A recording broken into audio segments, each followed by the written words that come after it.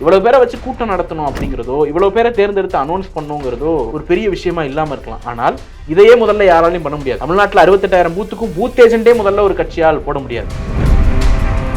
இந்த 1,30,326 பேருக்கும் அவர்களுடைய புகைப்படம், பெயர், பொறுப்பு 3ஐயும் அச்சடிச்சு அந்த ஐடி கார்டோட தான் உள்ள வந்தாங்க. இவ்வளவு தேர்வு வச்சிங்கன்னா அவங்க மரத்தில் எப்படி ஏறுவாங்க? அங்கே மேடையில் பேசுகிற போது இளைஞரணி செயலாளர் சொன்னார், கடல் போல் கூடியிருக்கிறீர்கள். கடலுக்கு கட்டுப்பாடு கிடையாது, கழக தொண்டர்களுக்கு கட்டுப்பாடு உண்டு. அதனால தான் அங்கே ஒரு பேரிகார்டு உடைக்கப்படலை, எந்த இடத்துலையும் விபத்துகள் எதுவும் நடக்கலை, அங்கே ஏறினாங்க இங்கே ஏறினாங்க அப்படிங்கிற புகார்கள் எதுவும் கிடையாது. ஒழுக்கத்தோடு சுய கட்டுப்பாட்டோடு. ஏற்கனவே மிகப்பெரிய கட்டமைப்பு உள்ள ஒரு கட்சி தான் திமுக. திரும்பவும் ஏன் அந்த ஒரு கட்டமைப்பை பலப்படுத்த வேண்டிய தேவை இப்போ இருக்கா? அண்ணா காலத்திலேருந்து இந்த கட்சிக்கு ஒரு குறை உண்டு. அண்ணாவே சொன்னார், ஆட்சி வந்துருச்சு கட்சி போயிடுச்சு. இன்னைக்கு இளைஞரணியில் ட்ரெயின் ஆகக்கூடியவர்கள் அடுத்த ஒரு 10 வருஷத்துல தாய் கழகத்தில் ஏதோ ஒரு பொறுப்புல இருப்பாங்க. இந்த ப்ரமோஷன் வரும்போது தான் அடுத்த செட் உள்ள வந்துருவாங்க. அதனால தான் 75 வருஷமா திமுக இந்த பக்கம் இருக்கு, ஆப்போசிட்ல இருக்கக்கூடிய கட்சிகள் மாறிட்டே இருக்கு. மீண்டும் அது காங்கிரஸ் திமுகன்னு இருந்த போது இப்போ திமுக பாஜக அப்படின்னு அதிமுக தன்னைத்தானே அழித்துக் கொள்வதால் தான் வரும். இன்னும் குறிப்பிட்டு சொல்லணும்னா தன்னுடைய சம்பந்திகளையும் காப்பாற்றிக் கொள்வதற்காக எடப்பாடி பழனிசாமி அதிமுகவை உள்ளிருந்தே அழிக்கிறார். இப்ப யாருக்கு ஏஜெண்டா நீங்க வேலை பாக்குறீங்க? உங்க அரசியல நீங்க பேசலையே, பிஜேபியினுடைய அரசியல தானே நீங்க பேசுறீங்க. கட்டுப்பாடற்ற கூட்டம், புதிய அடிமைகள், இளைஞர்களை தவறாக வழிநடத்துவர்கள் குறித்து பேசப்பட்டதை தான் கருதி நானும் ரவுடி தான்ட்டு வண்டியில ஏறுறாங்க. அடுத்த தலைமை நோக்கி இப்பவே நகர்த்த வேண்டிய ஒரு சூழல் திமுகவுக்கு இருக்குதா? இவர்கள் எல்லாம் எதிர்க்க அவர் வழி நடத்துறார். வெறும் ஓட்டு கேட்கவா, இன்னைக்கு உங்க அப்பா வீட்டு காசா அப்படின்னு கேட்கறதா இருக்கட்டும், செங்கல்ல தூக்கிட்டு போறதா இருக்கட்டும், டெல்லி ஆதிக்க எதிர்ப்பினுடைய குறியீடுகள் அதை மக்கள் மொழியில ஜென்சிக்கு புரியுற மாதிரி இறங்கி அடிக்கிறாரு. தலைவரே வந்து அன்னைக்கு நம்மள பூமரா ஃபீல் பண்ண வச்சுட்டாரு. நீங்க என்ன பேசுறீங்க, நான் பேசுறேன் அப்படின்னுட்டு.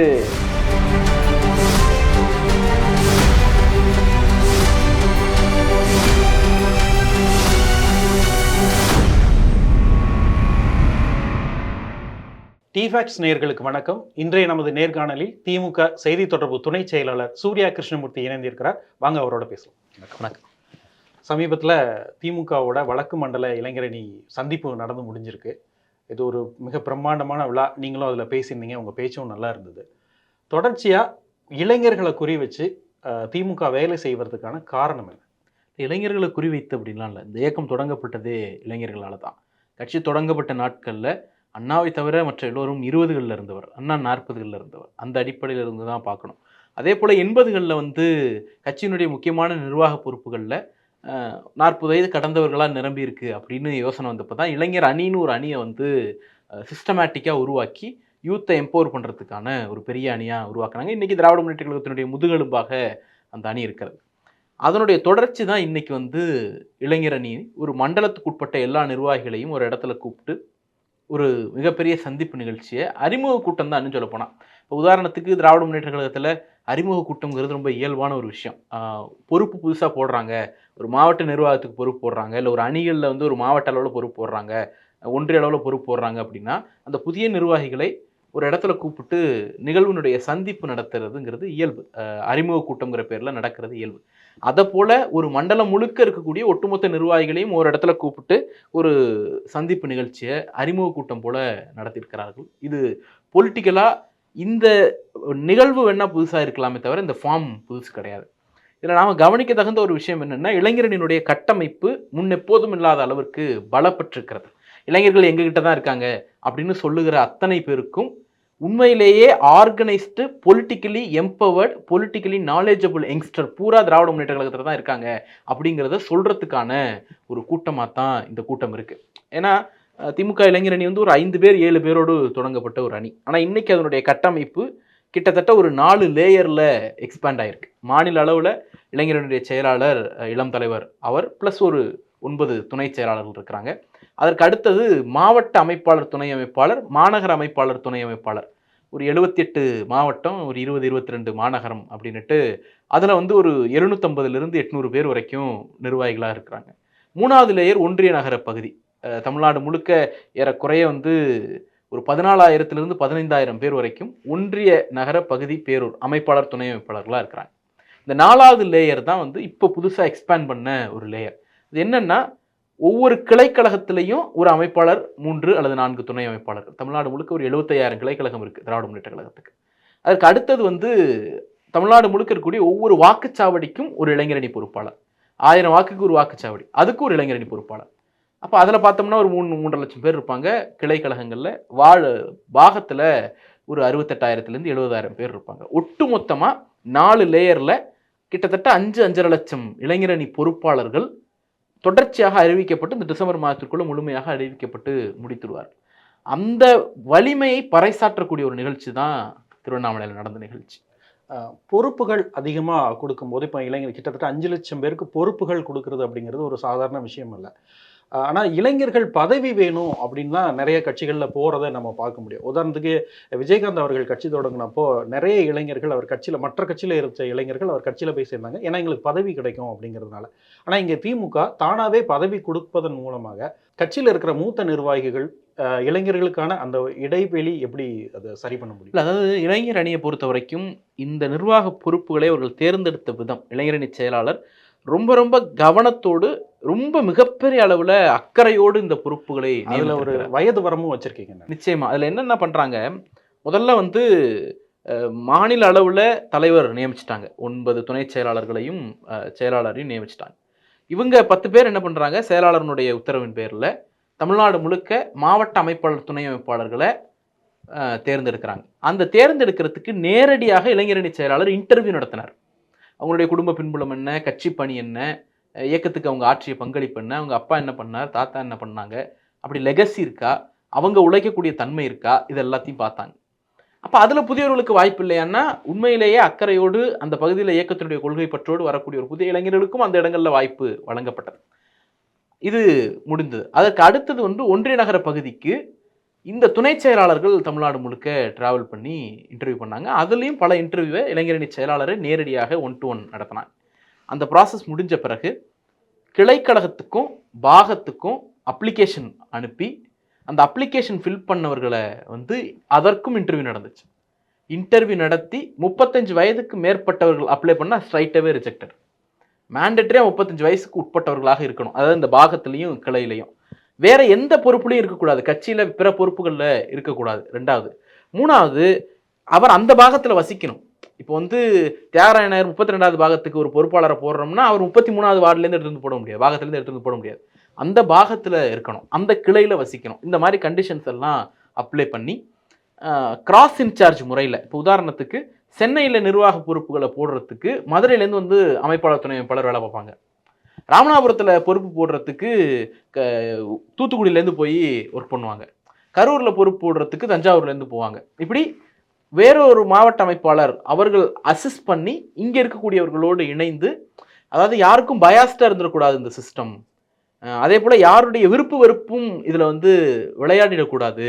ஒருத்தருடைய ஜென்யூனாக அவருக்கு பொறுப்புக்கு தகுதியானவராக இருக்கிறாருன்னா எந்த கண்டிஷன்லேயும் அவர் விடுபற்றக்கூடாது அப்படிங்கிறத பல்வேறு முறைகளில் வெரிஃபை பண்ணி தகுதியான தரமான இளைஞர்களை வந்து நிர்வாகிகளாக நியமிச்சிருக்கிறாங்க.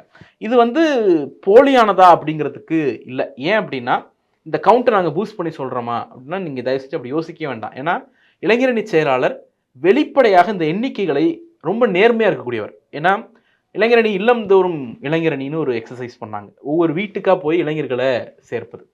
அதனுடைய ஒரு கார்டு டிஸ்ட்ரிபியூஷன் ஈவெண்ட் அந்த நிர்வாகிகளுக்கு. அந்த மேடையிலேயே இளைஞரணி செயலாளர் சொன்னார், நீங்கள் வந்து 50 லட்சம் பேர்னு கொண்டு வந்து கொடுத்தீங்க, அவங்க எல்லாருக்கும் நாங்கள் தனி வார் ரூம் போட்டு ஃபோன் பண்ணோம், அதில் பல என்ட்ரி, டபுள் என்ட்ரி, ட்ரிபிள் என்ட்ரிலாம் இருந்துச்சு, அதெல்லாம் நாங்கள் கழிச்சிட்டோம் அப்படின்னு ஒரு குறிப்பிட்ட லட்சக்கணக்கான எண்ணிக்கையை வந்து இது வந்து எக்ஸாகரேட்டட், அதனால் இதை நாங்கள் நீக்கிட்டோம், ஆக்சுவல் நம்பர் இவ்வளவு தான் சொன்னது. ஏதோ ஒரு உள்ளரங்கத்தில் சொல்லலை, பர்சனலாக 10 துணை செயலாளர்களை கூப்பிட்டு வச்சு சொல்லலை, ஓப்பன் ப்ரெஸ்ஸில் தமிழ்நாடு முழுக்க இருக்கக்கூடிய அத்தனை இளைஞரணி நிர்வாகிகளும் இருந்த இடத்துல அவர் அறிவித்த அறிவிப்பு. அப்போ இந்த நம்பர்ஸில் நேர்மையை கடைபிடிக்கக்கூடிய ஒருவராகத்தான் இளம் தலைவர் இருக்கிறார். அது ஒன்று. 2வது முக்கியமானது, இன்னைக்கு முரசொலி எடுத்து பார்த்தீங்கன்னாலும் தெரியும், தினசரி முரசொலியில் ஒவ்வொரு பாகத்துக்கும் ஒவ்வொரு கிளைக்கழகத்துக்குமான பொறுப்பாளர் பட்டியல் டெய்லி லாஸ்ட் 10 பேஜ் 15 பேஜ் வந்துக்கிட்டே இருக்கு. நீங்கள் அதை வெரிஃபை பண்ணிக்கலாம். 2வது.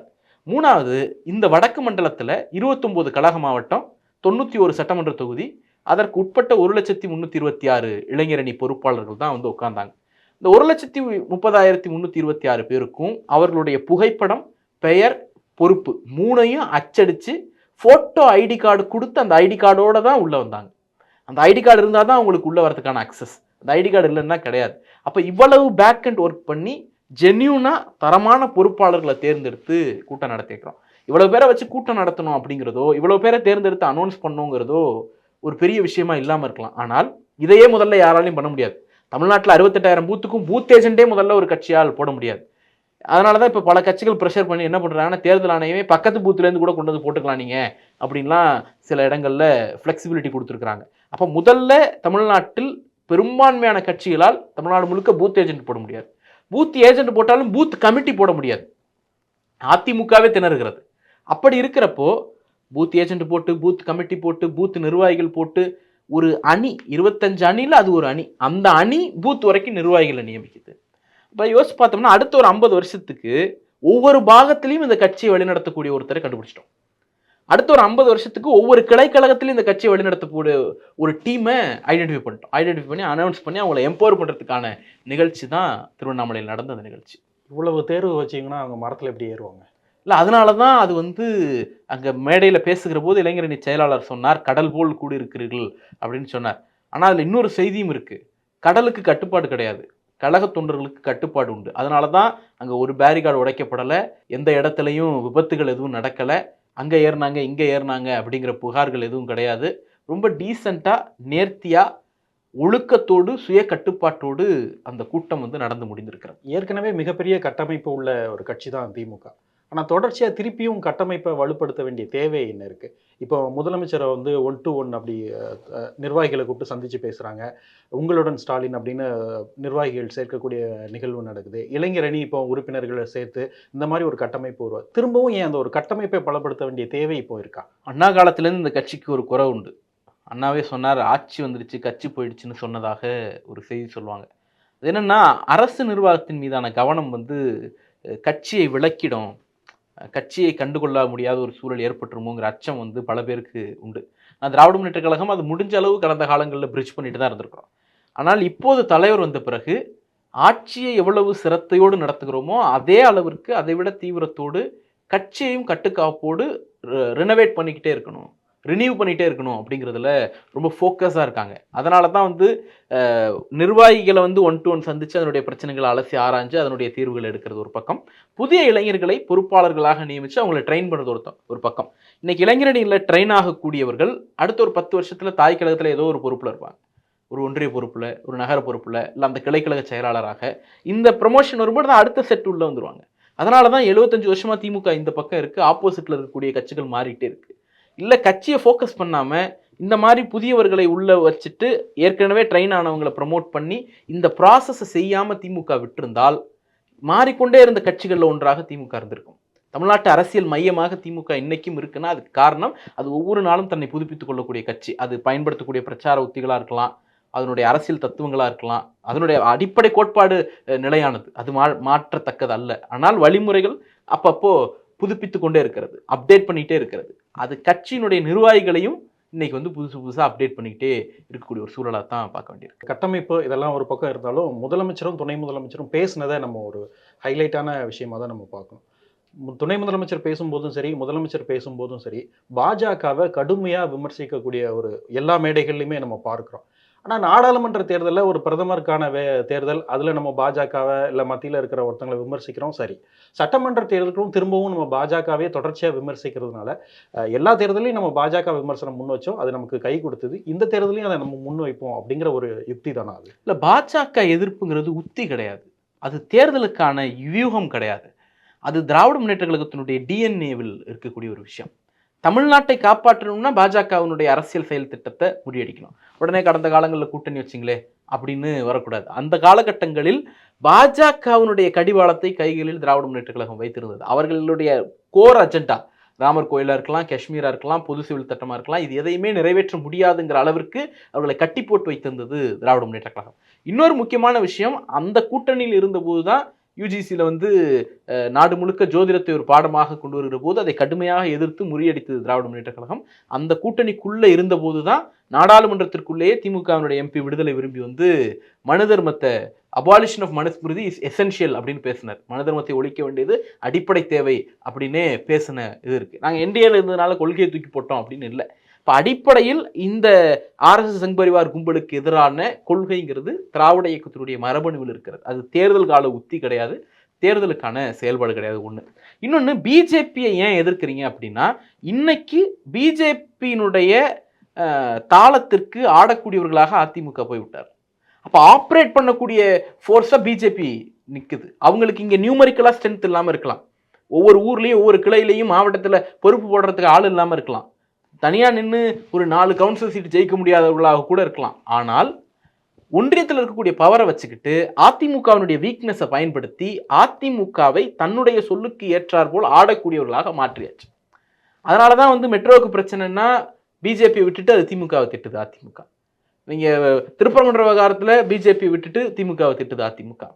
அதே போல் ஒவ்வொரு விஷயத்துலையும் இன்னைக்கு வரைக்கும் அந்த மகாத்மா காந்தி தேசிய ஊரக வேலைவாய்ப்பு திட்டம் குறித்து அதனுடைய தத்துவத்தை, அதனுடைய அடிப்படை கோட்பாட்டை சிதைக்கக்கூடிய ஒரு முயற்சியை பிஜேபி எடுக்குது. அதை எதிர்த்து வாயை கூட திறக்காம அதிமுக இருக்கு. அப்போ தமிழ்நாட்டினுடைய கோர் வேல்யூஸை ப்ரொடெக்ட் பண்ண வேண்டிய கடமை திராவிட முன்னேற்ற கழகத்துக்கு இருக்கு. அதனால தான் வந்து இந்த சதிகளை எல்லாம் அரங்கேற்றக்கூடியவர்களை நோக்கி அம்பு எதிரும். அப்போ வந்து பிஜேபி எதிர்ப்புங்கிறது ஒரு வெறும் பயமுறுத்தல் கிடையாது. நீங்கள் பிளைனாக யோசிங்க, ஜெயலலிதா இருந்த வரைக்கும் கூட்டணி பேச்சு எங்கே நடக்கும்? ஒன்று அந்த அம்மா வீட்டில் நடக்கும், இல்லை அதிமுகவோட தலைமையிலகத்தில் நடக்கும். இன்னைக்கு பிஜேபியும் ஏடிஎம்கேவும் எங்கே வந்து கூட்டணி பேசுகிறாங்க? அதிமுகவினுடைய அலுவலகத்தை ஒரே ஒரு முறையாவது கூட்டணி பேச்சுவார்த்தைக்கு எடப்பாடி பழனிசாமி பயன்படுத்தியிருக்கிறாரா? இல்லை அவர் வீட்டில் உட்காந்து ஏதாவது பேசியிருக்கிறாங்களா? கூட்டணி அறிவிப்பையே அமித்ஷா தான் வெளியிடுறார், அதுவும் ஒரு பிரைவேட் ஹோட்டலில். ஏன் கட்சி ஆஃபீஸ்க்கு வர வேண்டியதானே? ஏன்னா இன்னும் சொல்ல போனால் இன்னும் ஒரு வருஷம் 2 வருஷத்துலலாம் வந்து இவர் எடப்பாடி பழனிசாமி வந்து பாஜக கட்சி ஆஃபீஸ்க்கு போய் கூட்டணி பேசக்கூடிய நிலைமை வரப்போகுது.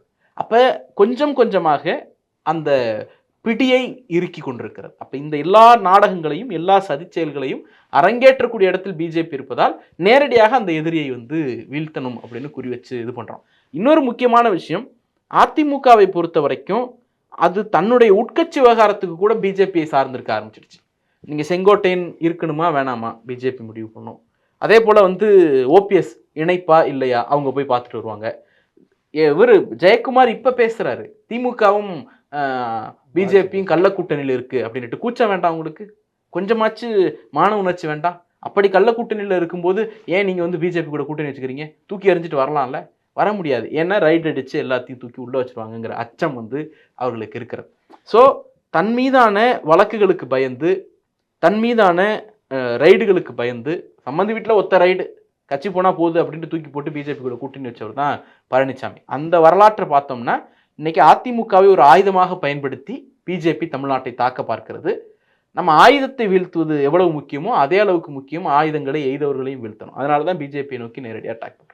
ஒரு மாநில கட்சி, ஒரு தேசிய கட்சியை வந்து காங்கிரஸுக்கு பிறகு இப்போ தான் வந்து திமுக தொடர்ச்சியாக எதிர்த்துட்டு இருக்கோம். தமிழ்நாட்டில் 2 மாநில கட்சிகள் அப்படிங்கிறது நிறைய திட்டங்கள் கொண்டு வந்திருக்கு, இங்கே நிறைய வளர்ச்சிகளை கொண்டு வந்திருக்கு. அதிமுக நம்ம ஒரு திராவிட கட்சின்னு ஒத்துக்கொள்ளாட்டாலும் கூட தமிழ்நாட்டு வளர்ச்சியில் அவங்களுக்கும் சில பங்கு இருக்குது அப்படின்னு நம்ம சொல்லுவோம்.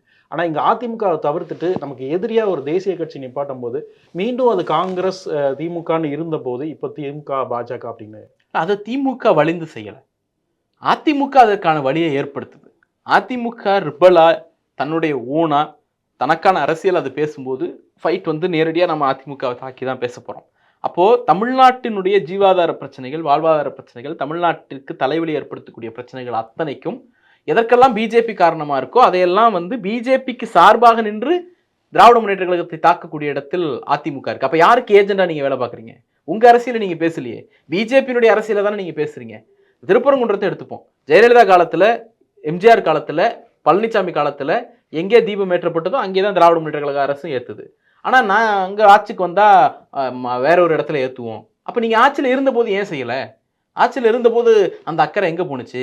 ஏன்னா ஸ்கிரிப்டை பிஜேபி எழுதி கொடுக்குது, இவர்கள் பேசுகிறார்கள். அப்போ தமிழ்நாட்டில் இந்த அரசியல் நீங்கள் சொல்கிறீங்களா, ஒரு தேசிய கட்சி பிஜேபி வர்சஸ் திமுக, திமுக வர்சஸ் பிஜேபி இப்படி வந்துருமா அப்படின்ட்டு. அப்படி வரும்னா அதிமுக தன்னைத்தானே அழித்துக் கொள்வதால் தான் வரும். இன்னும் குறிப்பிட்டு சொல்லணும்னா தன்னுடைய சம்பந்திகளையும் தன்னுடைய குடும்பத்தையும் தன்னுடைய சொத்துக்களையும் காப்பாற்றிக் கொள்வதற்காக எடப்பாடி பழனிசாமி அதிமுகவை உள்ளிருந்தே அழிக்கிறார்.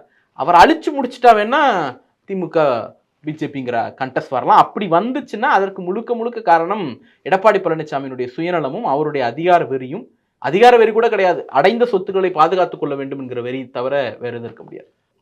துணை முதலமைச்சர் அவர்கள் பேசும்போது கட்டுப்பாடற்ற கூட்டம், புதிய அடிமைகள், அதே மாதிரி அறிவு திருவிழாவை பேசும்போது அறிவுள்ளவன் அறிவு திருவிழா நடத்துகிறான், அறிவற்றவங்களுக்கு அதை பற்றி என்ன கவலை அப்படின்னு ஒரு மறைமுகமான விமர்சனத்தை புதுசாக கட்சி தொடங்கின மீது தொடர்ச்சியாக வச்சுட்டே இருக்கிறீங்களா? இல்லை, அது அவர்களை பொறுத்த வரைக்கும் இது நானும் ரவுடி தான் அப்படின்னு வண்டியில் ஏறக்கூடிய விஷயம்தான். ஏன்னா அறிவு திருவிழாவில் ஒரு 75 ஆண்டு காலம் திராவிட இயக்கத்தினுடைய வரலாறு, திமுகவினுடைய பின்புலம், அது பொருளாதார தளத்தில், சமூக தளத்தில், அரசியல் தளத்தில் ஏற்படுத்துகிற தாக்கங்கள் குறித்து 2 நாட்கள் ரொம்ப ஆய்வுபூர்வமான உரைகள் எல்லாம் ஆற்றப்பட்டது. அதில் வந்து 1-2 இடத்தில் இளைஞர்களை தவறாக வழிநடத்துவர்கள் குறித்து பேசப்பட்டதை தான் கருதி ஆட்டோவில் ஏறியது அவர்கள் தான். இன்னொன்று அடுத்தது அதனுடைய வெளிப்பாடு தான் அறிவு இருக்கிறவன் அறிவு திருவிழா நடத்துகிறான் அப்படிங்கிறது. ஏன்னா பதட்டம் யாருக்கு வரும்? வந்து இல்லாதவர்களுக்கு தான் பதட்டம் வரும். இப்போ அறிவு இல்லாதவர்களுக்கு அந்த பதட்டம் வருது அப்படிங்கிறத சுட்டி காட்ட வந்த வார்த்தை தான் அந்த அறிவு திருவிழா குறித்தது. இந்த நிகழ்வை பொறுத்த வரைக்கும் பொதுவாக நீங்கள் வந்து இளைஞர்கள் பூராவே வந்து கட்டுப்பாடற்று இருக்கிறாங்க அப்படின்னு நம்ம டிஃபைன் பண்ணிட முடியாது. திராவிட முன்னேற்ற கழகத்தினுடைய இந்த கூட்டங்களுக்கு வந்தவர்கள் 35 வயதுக்கு உட்பட்ட இளைஞர்கள் தான். இதே 20 வயதில், 22 வயதில், 30 வயதில் அந்த கட்சியில் இருக்கக்கூடியவர்கள் மரத்தில் ஏறுறது, கம்பத்தில் ஏறுறது, டிரான்ஸ்ஃபார்மில் ஏறுறது.